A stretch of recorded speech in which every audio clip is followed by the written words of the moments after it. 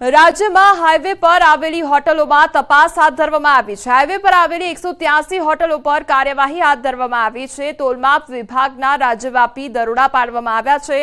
દરોડા દરમિયાન 4.63 લાખની દંડ કરવામાં આવ્યો છે અને પાટણ જિલ્લાની 5 હોટલો પર દરોડા પાડવામાં આવ્યા છે। કાયદા અને જોગવાઈનું પાલન ન કરતા દંડ ફટકારવામાં આવ્યો છે।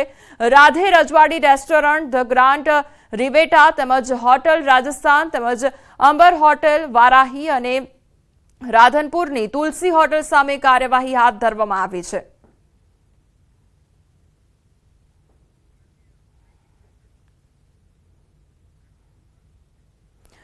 ઓનલાઈન ઠગાઈના કેસમાં ચિંતાજનક વધારો થયો છે અને નવસારીમાં એક જ દિવસમાં ઓનલાઈન ઠગાઈના 5 કેસ નોંધાયા છે।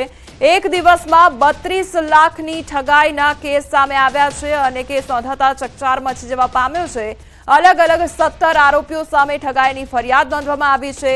શેર માર્કેટ, વિદેશ જવાની લાલચ સહિતના નામે ઠગાઈ આચરવામાં આવી છે। નવસારીમાં સાયબર ક્રાઇમની અલગ અલગ પોલીસ સ્ટેશનમાં ફરિયાદ નોંધવામાં આવી છે તેમજ Khergam, Vijalpor, Navsari town police station અને મરોલી પોલીસ મથકમાં ઓનલાઈન ઠગાઈના કેસ નોંધાયા। હવે સવાલ એ ઉઠી રહ્યા છે કે ઓનલાઈન સ્કીમ આપી ઠગાઈ કરનારને કાયદાનો કેમ કોઈપણ પ્રકારનો ડર નથી?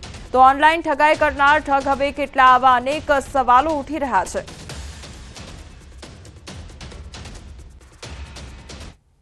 એક સાથે 5 સાયબર ક્રાઇમના ઓફેન્સીસ દાખલ કરવામાં આવ્યા છે। તે 5 ઓફેન્સીસ મલાવીને 17 જેટલા આરોપીઓ ખિલાફ આ ગુના નોંધાયા છે અને ટોટલ ફ્રોડની અમાઉન્ટ જો છે તે 32 લાખ રૂપિયાની થાય છે।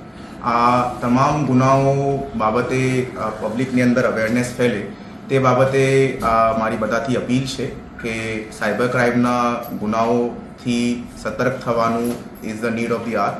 અમારે રોજની અંદર લોકોએ જાતેથી સાયબર ક્રાઇમ બાબતે અવેરનેસ લેવાની ફરજિયાત છે।